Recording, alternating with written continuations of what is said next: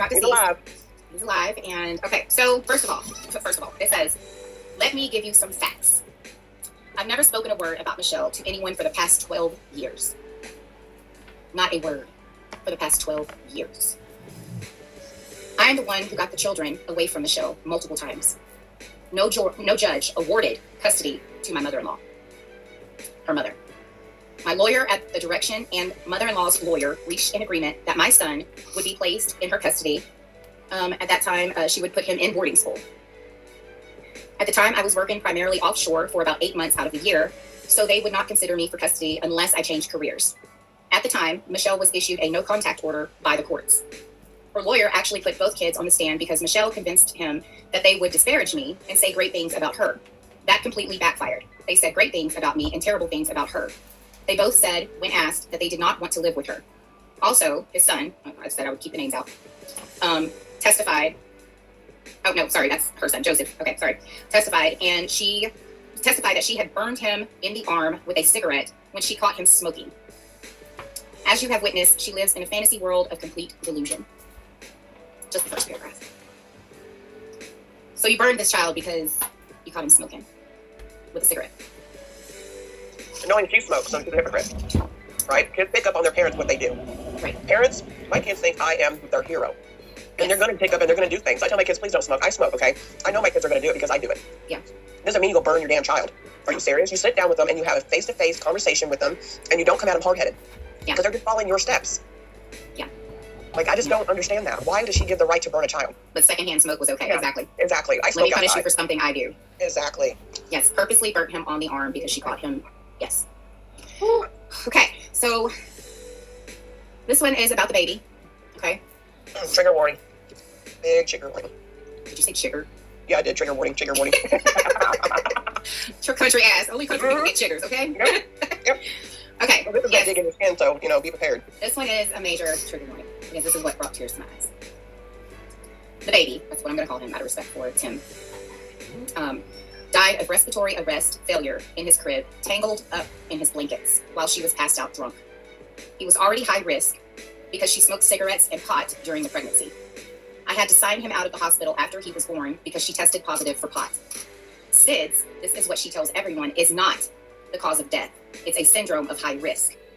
Her mother wanted to prosecute her, and I, at the time, could not bring myself to do it because she seemed genuinely shocked and sorrowful. In retrospect, it is one of the worst decisions of compassion I've made in my life. She does not have the right anymore, the God-given right to be part of humanity. Tangled up in his blankets. I just don't. He still had compassion for her. Yeah. And I just don't understand how. I give him props, so much respect for that. But I just don't understand why she's not in prison. I don't either. Okay, you're right, yeah. Oh, yeah. Yeah. Because he goes on to say, it is true that her biological father barred her and end her, and that her mother found out after the fact and said she was lying and committed her. So that part of Michelle's story is true. Tim did confirm that she was end and ard as a child, which could be part of her psyche right now. I know this for a fact because I met her paternal grandmother, who also tried to gloss everything over about her disgusting pig of a son. This is who Michelle gets the evil from. It wouldn't surprise me if she actually seduced him. She was a young teenager when this happened. That said, I have a lot of affection for my mother-in-law, and I will always be grateful that she was such a wonderful grandmother to my son. I actually think the truth was so horrible to my mother-in-law that she couldn't bring herself to believe it. From what I've been told, there were many psychological, sociopathic problems with Michelle. Her sister, close in age, is a perfectly normal person married to an engineer from Cisco. This goes into how they met. The day I met Michelle, I was in Dallas on business. I told her what hotel I was at before I even met her in person. She checked into my room saying she was my wife and racked up hundreds of dollars at hotel spas. She was in her 20s, working at the gym, she told me. The truth turned out that she had never worked in any industry other than the sex industry. I can't right now. Oh. So she was doing that when they met. Mm-hmm. We'll take the wheel. That I know of. She was pretty then. I was an adventurous offshore oil field worker, so I ignored the huge neon signs that she had issues. A few months later, she was pregnant after telling me she was on birth control. This was by design.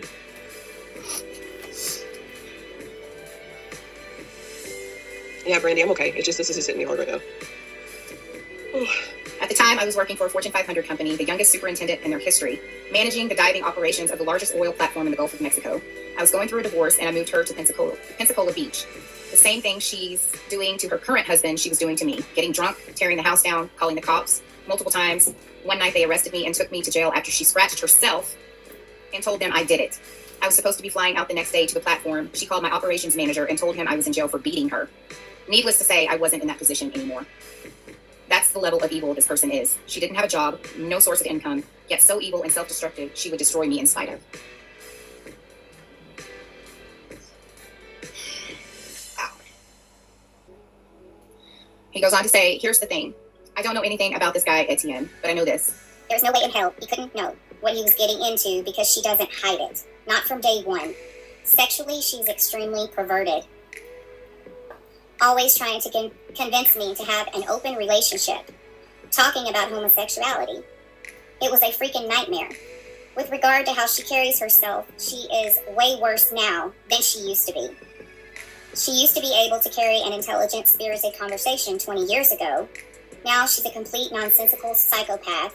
So there's some part of this poor E.T., and he says E.T., situation that is not being revealed of, that is not being revealed of that I am certain. It wouldn't surprise me one bit if she had convinced him to let her be an escort, with unbeknownst to him, her only motivation being to have other sexual partners.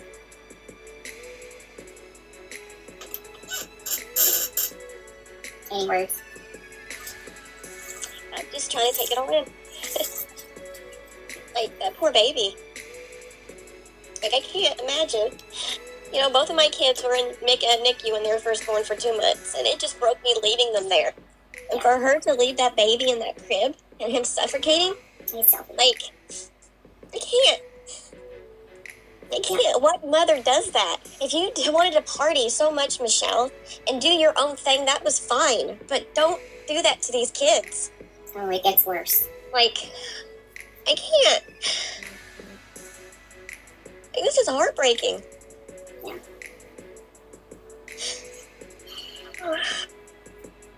Well, thank you, Trina. Okay.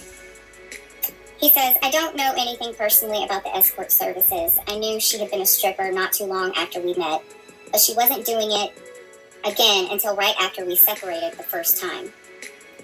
I had heard she was involved in prostitution with several of the men she was involved with after me. The night my son died, there was a man with her passed out. I know this because the kids told me they were scared and that she made him leave before she called 911. This happened in Diamond Head, Mississippi. Apparently, she was hanging out in a bar there every night. We were separated and I was living about 20 miles away near Gulfport. During the initial custody hearings before the death, I told all this to her mother and stepfather about her bringing people to the house with the kids. It was prohibited by the courts. They refused to listen to me.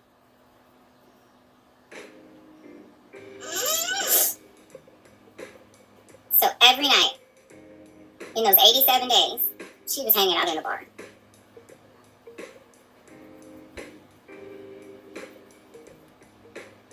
Bringing random men back to her house.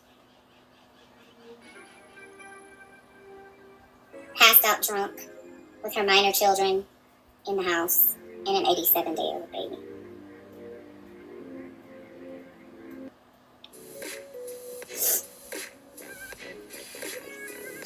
I could literally go on and on for days about her depravity, but I think you get the point. I know she is causing trouble to several of these channels just trying to make content, enjoy life, and pay the bills. She needs to be deplatformed with prejudice and not allowed to harass people anymore. She's very devious with officers of the court. I had 3 of her lawyers recused during the divorce because of all the shenanigans she would put them up to. Never doubt the ability of men to do stupid shit on behest of a convincing woman. So it wouldn't surprise me if she tries the same tricks in this situation. I hope all of this helps. You seem like a decent person from what I can gather briefly watching some of your videos. It brought me to tears hearing your thoughts about the baby's death. But you were right with everything you said. He was so tiny. Now I'm gonna cry. He was so tiny and helpless because of her habits. I called him my little bird man. And I would sleep with him on my chest every night the first month after he was born.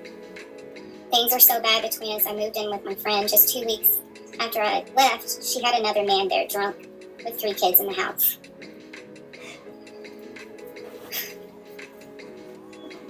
The guilt of leaving my son was very difficult to deal with. In fact, I still deal with this to this day.